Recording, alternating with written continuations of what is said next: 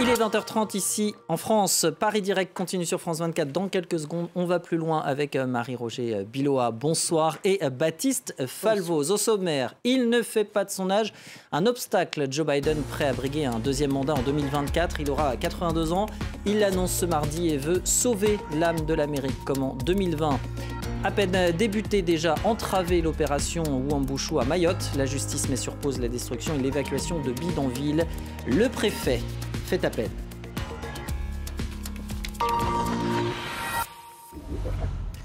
Joe Biden est donc prêt à rempiler pour un second mandat à la Maison-Blanche. Le président des États-Unis est candidat à sa succession en 2024. Il en a fait l'annonce sur Twitter. Il met fin à ce suspense entretenu ces derniers mois à coups de petites phrases. Le plus vieux président américain en exercice, âgé de 82 ans à la fin de son premier mandat. On aurait donc 86 au terme du second s'il était réélu. Est-ce trop vieux pour diriger la première puissance mondiale? Eh bien, on va en parler avec vous. Marie-Roger Biloa, vous dirigez Africa International Media Group. Bonsoir et merci d'être avec nous. En face de vous, Baptiste Falvoz, chroniqueur international ici à France 24. Et puis depuis Washington, Mathieu Mabin. Ma première question, c'est pour vous, Baptiste. À plus de 80 ans, est-ce qu'on est trop âgé pour diriger la première puissance mondiale? Alors, je pense que la première question qu'il faut se poser, c'est est-ce qu'on peut faire campagne déjà? Quand on connaît le marathon, la compétition surtout aux États-Unis physique que c'est aux États-Unis, avec ces meetings pour des levées de fonds, avec ce sillonnage de toutes les provinces, enfin de tous les États d'Amérique, les campagnes et compagnie, c'est très compliqué. Il ne faut pas oublier qu'en 2020, Joe Biden avait fait une bonne partie de sa campagne par visio, c'est-à-dire à distance. C'était en pleine pandémie. Il y avait le Covid aussi. De Covid-19. C'est pour ça qu'il l'avait fait. Mais là, il va affronter un obstacle ou en tout cas un challenge qu'il n'avait pas connu il y a 2 ans. Donc ça, c'est la première question. Biden, lui, veut faire valoir d'autres avantages que son âge effectivement extrêmement avancé et qui d'ailleurs suscite très peu d'enthousiasme, même chez les électeurs démocrates. Il va mettre en avant sa science du consensus, son art de la politique, de la négociation. Il va expliquer qu'il a réussi à arracher des victoires au Congrès, que ce soit son plan sur les infrastructures, sur la transition écologique, sur la santé, qu'il a négocié avec l'aile gauche du Parti démocrate, avec l'aile droite du Parti démocrate, qu'il a obtenu des voix républicaines pour son plan sur les infrastructures. Il va mettre ça en avant. Là, c'est clair qu'il va pas en parler. Il peut pas. Il va peut-être faire des allusions.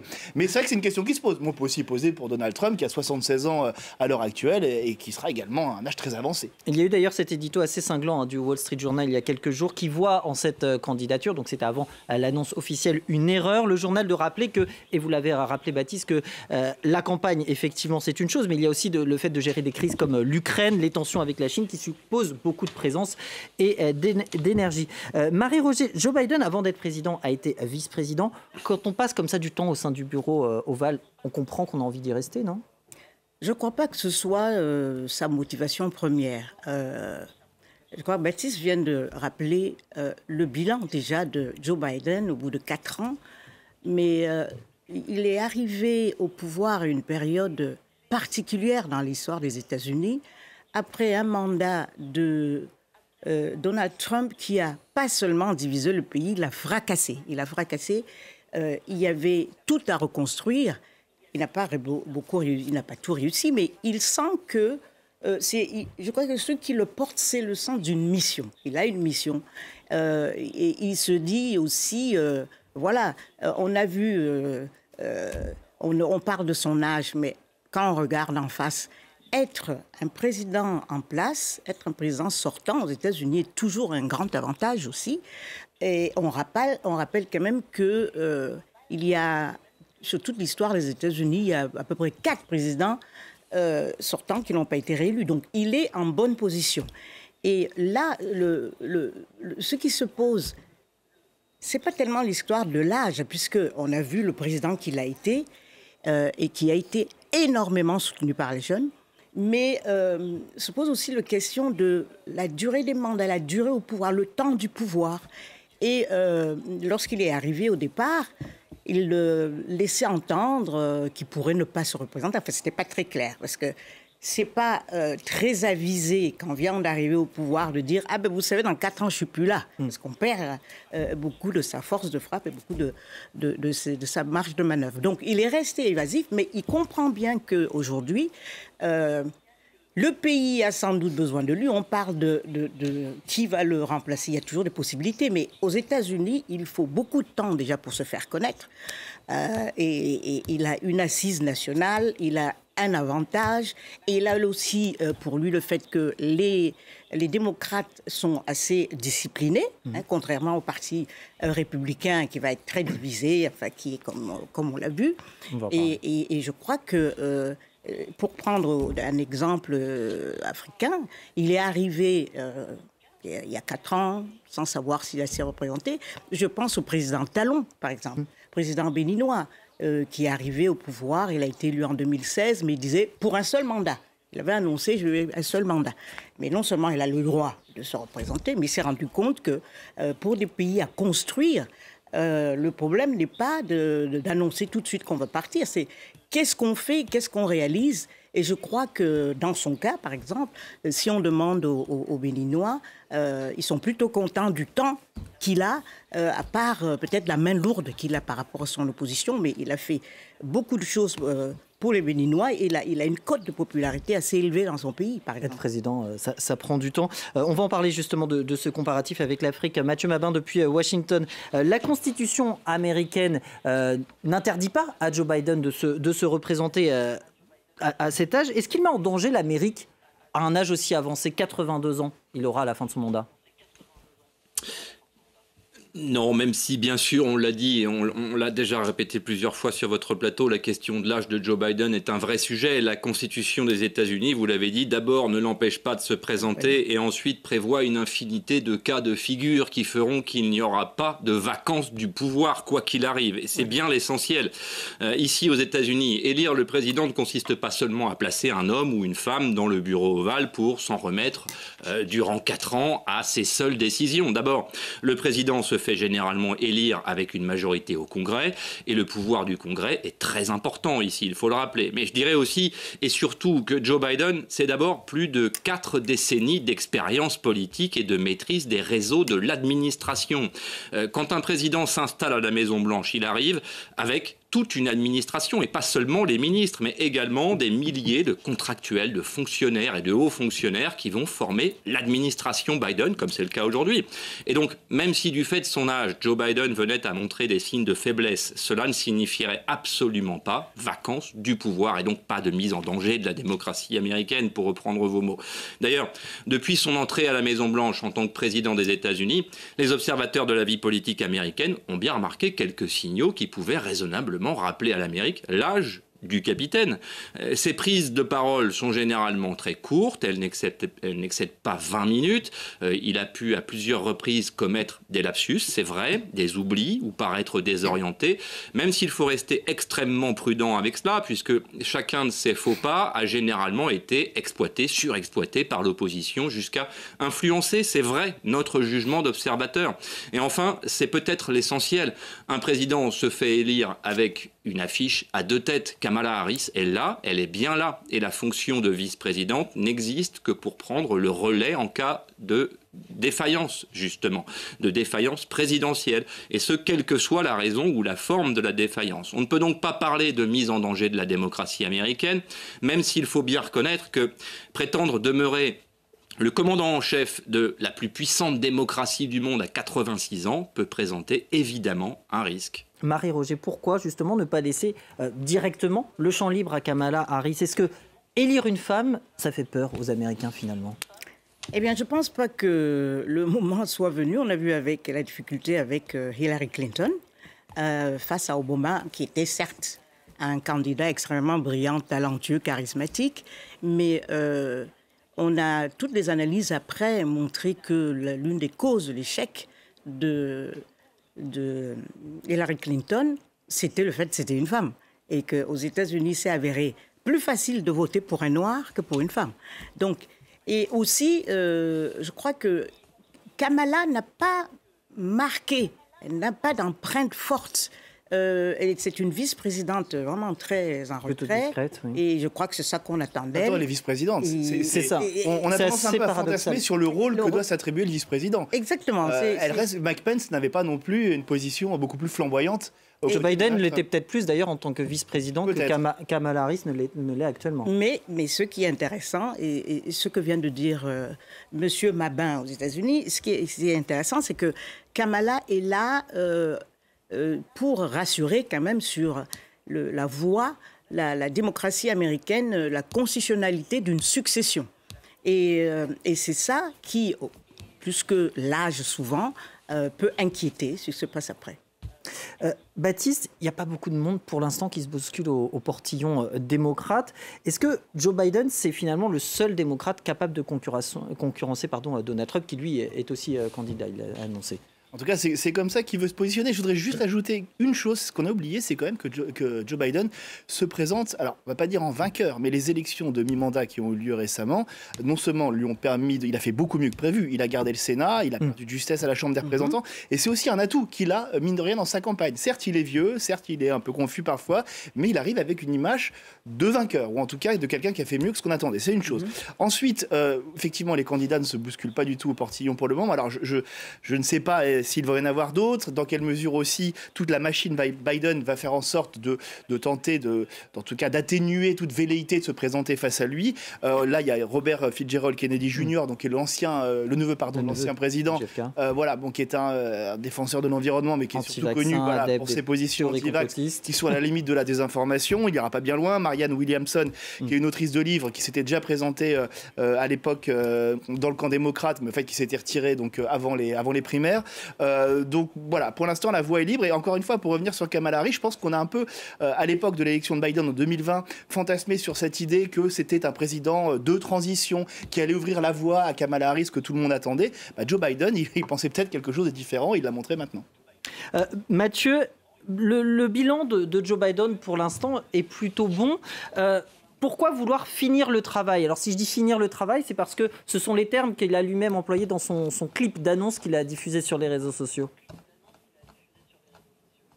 Oui, effectivement, la formule employée par Joe Biden pour justifier sa candidature, c'est effectivement finir le travail. Or, Joe Biden peut raisonnablement défendre le bilan qui est le sien, en tout cas jusqu'à présent. Après tout, il a sorti l'Amérique du Covid. Les chiffres de l'emploi dépassent les rêves les plus fous des présidents américains depuis 1963, à l'exception peut-être de Donald Trump qui avait des chiffres à peu près équivalents. Mais Joe Biden a engagé des réformes profondes. On ne citera que le plan de relance de la rénovation des infrastructures, sa bataille pour faire reculer l'inflation qui a commencé, a donné quelques résultats en tout cas, mais une bataille qui justement doit être menée à son terme. En tout cas, c'est le point de vue de Joe Biden. Et qui est mieux placé pour cela que celui qui a engagé l'initiative, justement. Ensuite, disons-le, il y a des ombres au tableau du bilan de Joe Biden. Il est tout à fait établi que Joe Biden ne supporterait pas de demeurer dans l'histoire comme le président sous lequel le droit des femmes a reculé aux États-Unis. Or, c'est le cas. Évidemment que Joe Biden ne digère toujours pas l'abrogation de l'arrêt Roe v. Wade, par exemple, et qu'il n'a pas renoncé à sanctuariser ce droit à l'IVG dans le cadre d'une loi fédérale. Mais pour cela, il a besoin d'une majorité au Congrès, une majorité franche. Et pour cela, il doit être à la manœuvre après les prochaines élections. Idem d'ailleurs pour ce qui est de la réduction des inégalités sociales dans ce pays. Encore un chantier en cours. La réforme des polices, encore un chantier en cours. Toujours au point mort.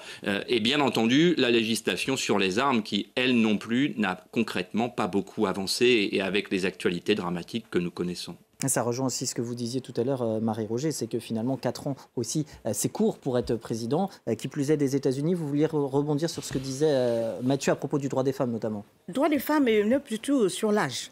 L'âge, parce que le sujet, Biden est vieux, il se représente, il est vieux, etc. Mais je trouve qu'il y a des exemples intéressants en Afrique.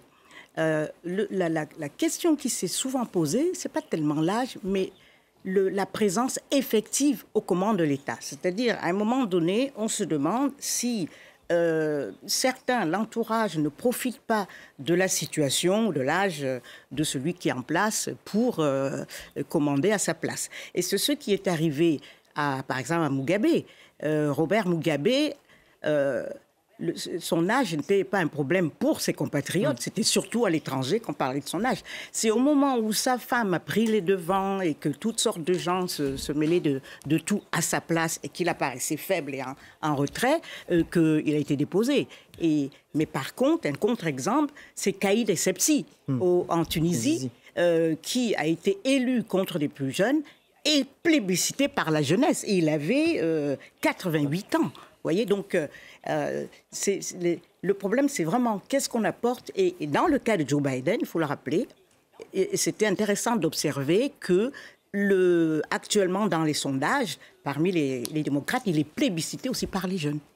Vous avez mentionné l'Afrique, hein, c'est vrai qu'on pourrait en parler. On pourrait citer aussi d'autres exemples. Alors, vous êtes né à Yaoundé, au Cameroun, Paul Biya, 40 ans de décennie, 90 ans. C'est pareil, c'est un exemple assez... Alors, évidemment, les conditions d'accès au pouvoir sont différentes, mais c'est un exemple assez flagrant aussi. Oui, je dirais que l'actualité aujourd'hui au Cameroun, c'est plus tellement le temps qu'il a passé au pouvoir, mais qu'est-ce qui va se passer après. Et c'est ça qui crée des angoisses. Parce que, contrairement aux États-Unis, on n'a pas une voie balisée clairement pour la succession. Et là, il y a eu un moment très très fort, un moment décisif, un tournant, c'était l'assassinat du journaliste Martinez Ogo dans les conditions qu'on sait et qui a montré en plein jour, révélé de manière brutale la lutte de succession. Et je crois que les Camerounais sont très en demande d'actes forts de la part du président, et notamment pour que l'enquête aboutisse. Rapidement, Baptiste, vous vouliez... Oui, enfin, je voudrais qu'on évite trop les analogies avec des mandats comme Mugabe ou Biya. Je veux dire, Mugabe, il avait fait 6 mandats, je crois. Oui. C'est bien pour ça que je disais que les conditions d'accès aussi étaient pouvoir, 2 mandats maximum. Voilà. Oui. Et il faut rappeler quand même que c'est la tradition politique américaine qu'un président se représente pour un deuxième mandat. Ils l'ont tous fait, sauf 2 depuis la Seconde Guerre mondiale. Donc, je pense que voilà. Donc, déjà, là, il y a des exceptions. Non, mais ce qui est important, c'est parce qu'on parle beaucoup de l'âge. Voilà. Donc, et les situations sont effectivement différentes. Et ça gêne beaucoup moins en Afrique que maintenant sur les plateaux, parce qu'on ne parle que de l'âge de Biden, alors qu'on voit un bilan absolument extrêmement remarquable et très honorable, quoi. Merci beaucoup. On va remercier également Mathieu Babin depuis Washington, le correspondant de France 24. Et on passe à notre deuxième sujet ce soir, restaurer la paix républicaine. C'est par ces mots que Gérald Darmanin justifie l'opération Wambushu, débutée lundi à Mayotte et qui a été entravée par les tribunaux judiciaires de Mabutsu. L'évacuation et la destruction des bidonvilles en vue d'expulser les sans-papiers, pour la plupart venus des Comores voisines, a été suspendue. Marie-Roger, est-ce que, comme l'avance et le justifie le gouvernement avec cette opération, est-ce que l'insalubrité, l'insécurité à Mayotte sont dues à l'immigration essentiellement venue des Comores? Le problème des Comores de Mayotte, vient de très très loin. Qui fait partie de l'archipel des Comores. L'archipel, voilà. Ça vient de très très loin. Et bien sûr, on a toujours tendance à résumer tout par l'immigration et l'insécurité, même si ces deux choses-là sont réelles, liées. Et sont réelles, et sont très très réelles. Mais c'est vrai que sur un territoire de 375 kilomètres carrés, c'est-à-dire tout petit, il y a 300 000 habitants à peu près, et on vous dit que la moitié est de nationalité étrangère, bon, ça fait déjà tiquer. Et c'est vrai aussi que c'est l'État, le département français le plus pauvre. Mais là-bas, il fait quand même, il fait office, il apparaît comme un Eldorado par rapport aux Comores voisines. Donc, le niveau de vie est 4 fois inférieur, je crois. Exactement. Certains disent même 10 fois. Donc, il apparaît comme un Eldorado. Et vu la proximité à la fois culturelle et géographique, c'est assez normal que les gens aient envie d'émigrer là-bas. Mais c'est sûr que je crois qu'on reparlera un peu de la façon dont Mayotte est devenue française. Justement. Et tout ce qui n'a pas été réglé, qui conduit à la situation d'aujourd'hui. Vous voulez réagir ? Non, je suis assez d'accord. Oui, dis-moi. Voilà, est-ce que c'est parce qu'au sein de ces bidonvilles, il n'y a pas que des Comoriens, il y a aussi des Mahorais très pauvres. Alors oui. Qui voient leur maison... leur maison détruite, leur bidonville. Alors, il y a des Comoriens aussi en situation régulière. Aussi. Il ne faut pas l'oublier. Voilà, il faut bien préciser les choses. Ils ne sont pas tous des clandestins, des illégaux. Et il y a effectivement des Français. Et pour ces personnes, effectivement, qui sont vouées à rester sur le territoire mahorais, donc à ne pas être expulsés. Il a la question très sensible du relogement. Et visiblement, en tout cas, les propositions de relogement, je parle de relogement décent, ne sont pas au rendez-vous. C'est ce qu'estiment un certain nombre de personnes qui vivent dans ces bidonvilles. Et c'est d'ailleurs ce qui a motivé aussi en partie la décision du tribunal administratif aujourd'hui d'arrêter cette vague de destruction de bidonvilles. Maintenant, de façon plus générale, quand même, l'opinion publique mahoraise, il faut le reconnaître, elle soutient assez largement cette opération Wambushu, évoquant l'extrême saturation effectivement des infrastructures, alors que ce soit médicale, scolaire, judiciaire, l'extrême pauvreté, vous l'avez évoqué Marie-Roger, des Comoriens qui arrivent, et ce terreau très fertile que ça crée aussi pour la délinquance. Mais voilà, il ne faut pas se voiler la face, c'est quand même très populaire cette opération. Et rappelons aussi que le Rassemblement national a fait un score au premier tour de 42,68% des voix à Marine Le Pen en 2022. Et donc, on ne peut pas ignorer quelque part ce malaise de la population mahoraise. Le problème, c'est qu'aussi, on assiste à un durcissement du discours. Les Comoriens illégaux sont parfois systématiquement accusés d'être des délinquants. Et puis, on peut revenir aux propos terribles du vice-président du conseil départemental, Saline Déré, qui alors je ne vais pas les reprendre tels quels, mais des propos qui d'ailleurs tombent sous le coup de la loi. Et voilà, et qui constituent un véritable appel à la haine contre ce qu'il appelle les délinquants. Et sur lesquels il est pas le dire, mais voilà, sous-entendu, les Comoriens. Et sur lesquels il est revenu, il faut préciser, estimant ça n'excuse pas, c'est juste une explication supplémentaire sur lesquels, selon lui, ces mots ont dépassé sa pensée. Vous évoquiez l'histoire, justement, Marie-Roger, effectivement. Est-ce que la situation à Mayotte, c'est pas le fruit finalement d'une décolonisation ratée ? Tout à fait, c'est vraiment, on peut le dire déjà comme ça. Je dirais décolonisation et même colonisation. La Mayotte a été vendue à la France par un des sultans. Bon. Et il faut dire qu'au début, les marins qui ont récupéré le deal, pour eux c'est intéressant, mais pour le pouvoir, à l'époque, le roi Louis-Philippe, je pense, il ne savait pas trop quoi en faire, on ne savait pas à quoi pouvait servir Mayotte. Et puis après, ça c'était en 1841, 1843, c'est devenu une colonie française. Mais alors, à l'époque, les autres îles n'étaient pas concernées. Elles ont été d'abord comment elles n'étaient pas des colonies, mais des protectorats. Elles sont devenues colonies que bien plus tard, c'est-à-dire 70 ans après Mayotte. Et Mayotte, on l'a dit aussi, Mayotte a tenu à rester française au moment où les autres voulaient devenir indépendants. Bon, mais sauf que tout ça a l'air très bien, sauf que au moment de ce référendum qui concernait les 4 îles, 90% dans les 3 îles ont décidé, ont choisi l'indépendance de la France contre Mayotte. La France n'est intervenue pour soutenir Mayotte qu'après la reconnaissance de l'indépendance des Comores par les Nations Unies. Vous voyez, donc voilà, donc ça crée déjà un problème. Et pour la communauté internationale, dont les Nations Unies, la Mayotte, c'est-à-dire le lien français de Mayotte, n'est pas reconnu. Et on estime que Mayotte fait partie des Comores. Bon, alors, chaque année, la question est revenue jusqu'à ce que, finalement, elle quitte le devant de la scène et que, voilà, on n'en parle plus trop et qu'il y ait des relations de coopération entre la France et les Comores et bon, et voilà. Et on a donc cet État, ce département Mayotte, qui est extrêmement éloigné de la métropole, c'est le plus loin, 101e département, et dont la France ne s'occupe pas du tout. Alors, c'est vraiment laissé à l'abandon. Et chaque fois qu'on parle avec des Mahorais, ils vous disent on ne sait même pas pourquoi nous sommes Français, puisqu'on n'a droit à rien, on ne s'occupe pas de nous, tout se détériore ici, on est dans l'insécurité totale, on est envahi, et tout ce qu'on demande, on n'a absolument aucune écoute de Paris. Donc, c'est sûr qu'il y a un problème de gestion de ce territoire par la métropole. Et il y a aussi une question de est-ce que la France veut vraiment garder Mayotte et pourquoi garder Mayotte? Parce que dans ces conditions-là. Baptiste, Marie-Roger évoquait cet abandon finalement de la part de Paris vis-à-vis de Mayotte. Mayotte qui était l'une des premières crises à l'agenda d'Emmanuel Macron en 2018 lors de son premier mandat. Est-ce que Paris ne doit pas aussi se montrer plus dur face aux Comores, Comment collaborer avec Moroni? Le président comorien a été reçu au 14 juillet dernier, en marge du traditionnel défilé. Alors, se montrer plus dur ou avoir plus d'incitation à aider la France, entre guillemets. En gros, ce qui se passe, en 2018, Macron avait eu cette crise, effectivement, ce mouvement de contestation déjà de la population de Mahorez qui se plaignait justement de l'afflux massif de personnes d'origine comorienne, d'insécurité.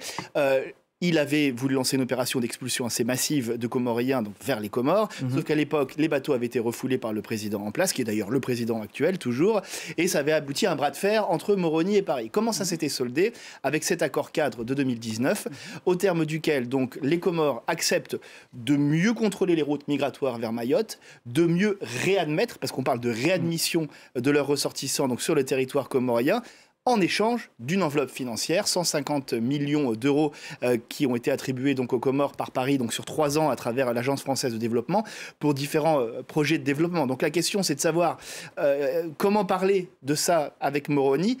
Est-ce que le président comorien fait monter aussi les enchères pour avoir plus d'aide? C'est une vraie question. Mais je voudrais revenir à une dernière chose, je ne sais pas si j'ai le temps. Rapidement. Voilà. Rapidement, c'est un dossier extrêmement sensible, vraiment. Et le président comorien lui-même est peut-être aussi pieds et poings liés par sa population. Il sait que s'il accepte trop facilement ce retour de personnes comoriennes, ça va provoquer un mouvement de colère, notamment sur l'île d'Anjouan, qui est juste à côté de Mayotte. Et c'est peut-être quelque chose qu'il veut aussi éviter au maximum. Merci beaucoup. Un mot, non, 10 secondes. Non, juste un mot, c'est que il y a cette opération, comment elle s'appelle, Ouamouchou. Ouais, Ouamouchou. Ouamouchou a été stoppée par le tribunal et c'est ça la beauté de l'état de droit. On ne peut pas brutaliser les populations comme ça sous prétexte qu'elles sont illégales. Alors le préfet a toutefois fait appel. Merci beaucoup Marie-Roger Biloa, merci Baptiste Falvoz. C'est tout pour On va plus loin ce soir à retrouver sur france24.com. Le journal dans quelques minutes, dans 3 minutes.